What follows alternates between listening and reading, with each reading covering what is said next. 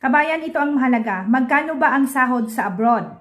Sa Hong Kong, about 35,000 pesos na. Malaki na ngayon ang Hong Kong dahil mostly, every year sila nagtataas ng sweldo.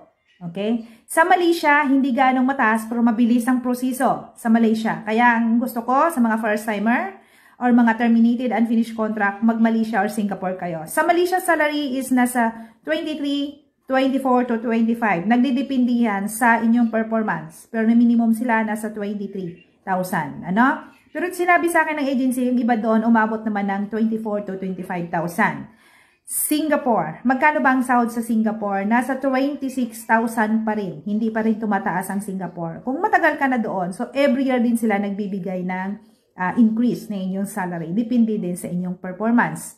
No? Even sa Hong Kong, mataas na, umabot ngayong iba 40 to 50,000. No? Nagdepende sa performance at kung galanti at mabait ang inyong magiging amo. Sweldo sa Poland. Ito, sweldo sa Poland, hindi po mataas ang sweldo sa Poland. Kaya pag-isipan nyo ha. Net na yan ang sinasabing 50,000. Yung iba, kung hanggang 8 hours lang, nagdepende yan kung ilang oras ka in a month.